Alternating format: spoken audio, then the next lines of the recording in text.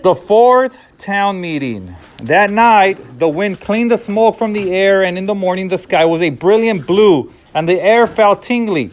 The sunlight was warm, but it had a new quality, thinner and sharper. The season was changing. A messenger from the town arrived at the hotel that morning. Dune, who happened to be the first person up, ran into him on the hotel steps. "Tell your people," said the messenger, "that the leaders of Sparks wish to meet with the people of Ember at noon today. They will come to the hotel ballroom." Dune conveyed this message to the next several people he saw, and they told others, and soon everyone knew. At noon, they assembled in the ballroom. Dune stood with his father in the midst of the crowd. All around him, he heard uneasy murmurings. Would this be more bad news? He heard Miss Thorne whisper to someone, "I'm so nervous, I have a stomach ache."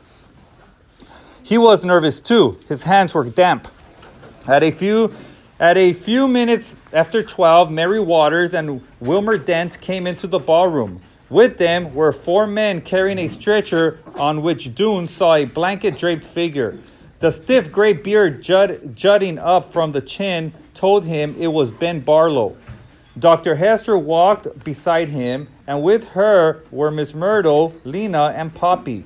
Other townspeople followed, lining up around the edges of the room. Dune recognized storekeepers and team leaders, including Chugger, along with many of the families of Sparks. The Pardons were there. He saw Kenny trotting behind his parents. Dune raised his arms and called to Lena, and she came to stand beside him. "Is Ben badly hurt?" Dune whispered. "I think so," Lena whispered back. "The doctor says he was hit in the shoulder." She said the blast almost blew off his arm. "Listen," Dune said, "I have to tell you something important." And in the next few minutes, as the town leaders and the men carrying Ben mounted the steps of the stage, he whispered to Lena what he discovered about Tick. "Really?" She kept saying, "Really? How could he? I can't believe it." "And last night," Dune whispered, "I went and found Tick, and I told him I knew, and he said," but at that moment, Mary Waters held up her hands for quiet. Dune stopped whispering and turned his eyes to the stage. The man had set the stretcher down and propped one end of it on a chair so that Ben lay at a slant. A bandage covered one of his eyes. He glared out at the audience with the other. When Mary spoke, there was a slight quaver in her deep voice.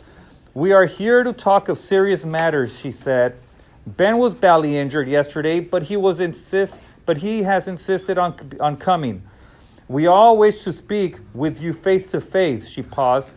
"First of all, I must tell you this." Dune felt his stomach lurch. "We have realized," Mary said, "that we cannot ask you to leave here. Your generosity yesterday has helped us remember our own." No one spoke, but the people of Ember glanced at each other and let out a breath of relief. Dune bumped his shoulder against Lena, and they grinned. "Yesterday," Mary went on, "when our weapon exploded and the fire went out of control, a child of Ember crossed the line that divided us from each other. We are grateful to her for leading the way." "Lena, Lena," cried a few scattered voices. Lena thought she heard Maddie's voice among them. Dune startled her by yelling, "Lena the Brave," right in her ear. "I want to say," Mary continued, "that we have made mistakes and we are sorry for them. We had good intentions at the beginning. We did our best to help you, but when it got hard, we closed our hearts." Wilmer Dent smiled apologetically. "We were worried," he began. Ben interrupted him. His voice was hoarse and weak, and he seemed to be having trouble breathing. Dune strained to hear him.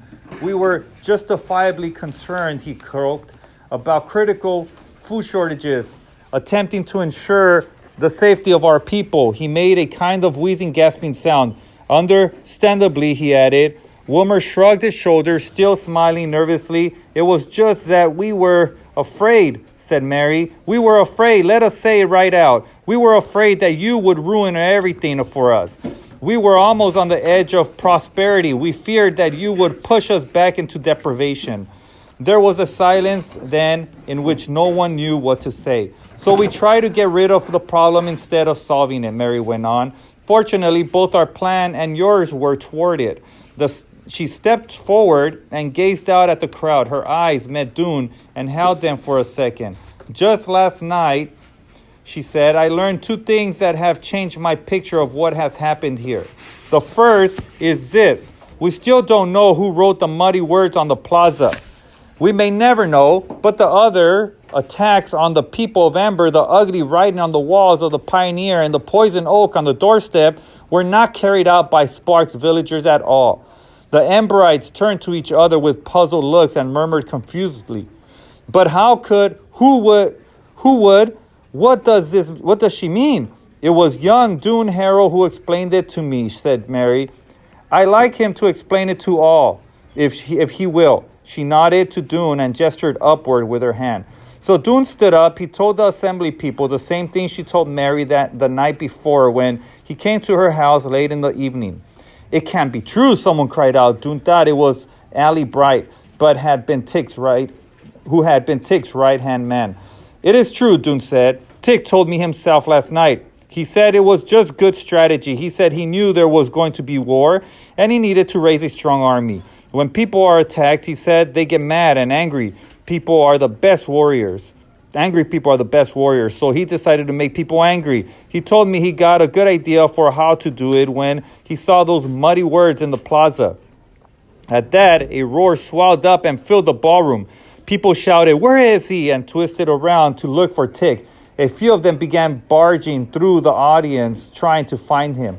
Dune called out, wait, listen, he isn't here. The commotion quieted down. People turned towards Dune. Last night, when I talked to him, Tick was stuffing everything he owns into a sack, said Dune. He told me he was leaving. He said he couldn't live anymore with cowards and traitors. He heard a roamer was coming through the village today, and he planned to catch a ride with him. Some others are going too. They're going to the settlement in the far south, Tick said, where they hope to have a better welcoming than they got here. A greater clamor greeted the announcement. The people laughed. Some shouted, good riddance, and some just grumbled and shook their heads. Finally, Mary raised her hands again and called, please, quiet, I have more to say. People grew silent again and listened. I said that I had learned two things, she said. The second is this. The incident that set off the chain of violent events did not happen as we thought. It was not Dune Harrow who destroyed those crates of tomatoes. This came as no surprise to the people of Ember, who had never believed Dune guilty in the first place. But the villagers at the meeting looked startled. Dune saw Martha Pardon flick her eyes towards him, her eyebrows flying upward, and he saw Orley give him a quizzical look. Behind them, Kenny smiled a sunny smile. Torrin Crane has taken back the statement he made, Mary said. He did not, after all, see Dune Harrow throw those tomatoes. He still refuses to say who did throw them. We must make up our own minds about that. But I believe we can be sure that it was not a person from Ember. At that, a cheer arose from the crowd, a loud, disorderly cheer, and Dune was so astonished that he nearly fell over. Lena grabbed his arm. I made him write it down on paper, she yelled into his ear. I took the paper to Mary last night. When the cheering subsided, Mary continued. We should take note, she said, of how easy it is to bring out the worst in us. The actions of a few troubled individuals fanned resentment into violence. Only an incident kept us from murdering each other. She turned around to face Ben, whose head was lolling sideways, his eyelids drooping. Ben has something to say now. Ben, are you able? The doctor, standing next to Ben, nudged his shoulder gently, and Ben opened his eyes. Can you make your statement, Ben? Asked Mary. Ben frowned at the ceiling. The audience waited. Finally, he spoke. I have been told, he said, that Dune Harrow, he stopped, frowned again. I wish to thank young man named Dune Harrow. He took a shaky breath for rescuing foolish nephew. What? Thought Dune. What's he talking about? Ben scolded. He appeared to be gathering his strength. Foolish nephew Torrin Crane, he rasped, in the pine tree. Who could have been killed? Ben's voice sank to a whisper and the audience strained to hear. By my foolish actions. Dune stood stunned. Torrin was Ben's nephew? That was a surprise, but it was even more of a surprise to hear Ben almost apologizing for what he'd done. Lena was thumping Dune on the back.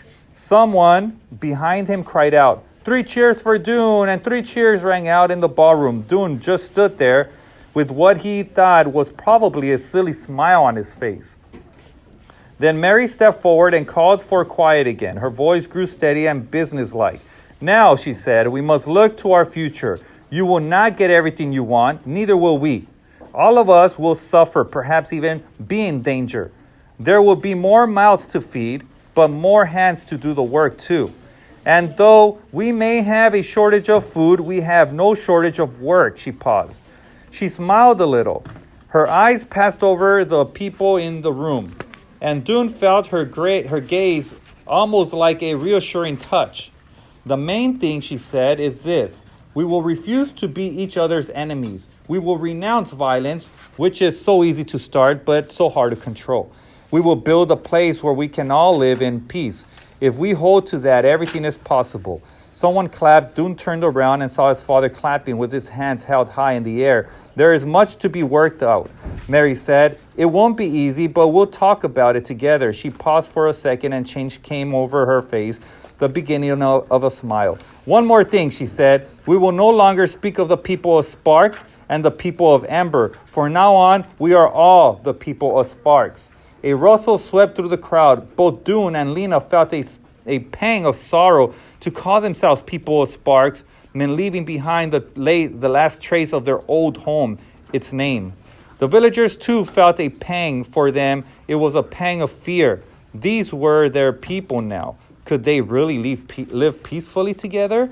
But the sorrow and the fear lasted only a few seconds. Everyone was tired of sorrow and fear. Whatever lay ahead, they thought, would probably be better. They were willing to try it. After that, they turned to the practical details. Actually, said Alma Hogan, the storehouse manager, there's a fair amount of food in the storehouse. It's just that we never like to use it at all. This year, we'll expect to use it all and hope we can replenish it next year. I'm afraid a great deal of it is pickles, though. By the end of winter, we may all be eating more pickles than anything else. Dune's father mentioned politely that the hotel residents would have to have decent houses sooner or later. Mary said they would start building some of them now out behind the meadow. The best of Sparks builders would be in charge, and they would teach the Emberites construction. The houses will be small, Mary said, and we'll be able to build only a few before the rains come. Most of you will have to spend the winter in the hotel. Clary stood up to announce that her garden was producing well. In addition to cucumbers, melons, and peppers, she had grown nearly 100 butter squashes, which would keep well through the winter. That would help a little. The villagers looked at her curiously. Butternut squashes? They had never heard of them. I grew them from seeds I brought from Amber, Clary said. I brought all the seeds I had, all kinds. Next year, I'll be able to grow more. Miss Myrtle says she had learned a great deal in her time with the doctor. She would like to be assistant doctor. It's clear that this community needs more than one, she said. I know something about plants, said Maddie. Speaking up for the first time, I wish to be assistant hotel gardener with Clary Lane. Edward Pocket said he demanded to be made official librarian. Mary looked surprised. We don't have a librarian, she said. Exactly right, said Edward. You have a disorderly heap of books. I have made great progress with them. However, I invite you to come by and see. Ben Barlow kept muttering dire warnings about crop failures and vitamin deficiencies and epidemics, but Mary said they would cope with those problems when and if they actually occurred. Little by little, people began to feel interested in how this new arrangement was going to work. There were endless questions. What if there were arguments? How would they be settled? Would the Emberites go back to eating with their lunchtime families? Would they get enough for dinner and breakfast? What would happen when they needed things other than food like shoes or soap or hats? The trouble is, said Miss Poster, we don't have anything. We can't trade for goods. We can't trade for goods at the market because we don't have anything you'd want. But Dune saw the solution to this right away. We do, he said. Miss Poster raised her eyebrows at him. She wasn't used to being contradicted. We have one thing that you need, said Dune. Matches. We still have a lot left. We could use them to trade with, at least for a while. 2 matches for a pair of shoes, say. People laughed and clapped. It was perfect, Ben said in his opinion. A pair of shoes was worth at least 5 matches, but no one paid much attention. All of this has to be worked out, Mary said. It's going to involve disagreement and it's going to involve hardship. But we have endured hardship before. We can't do it again. Wilmer sighed. It's just that we hoped we wouldn't have to, he said. Mary shot him a stern look. We can do it again, she repeated, and we will.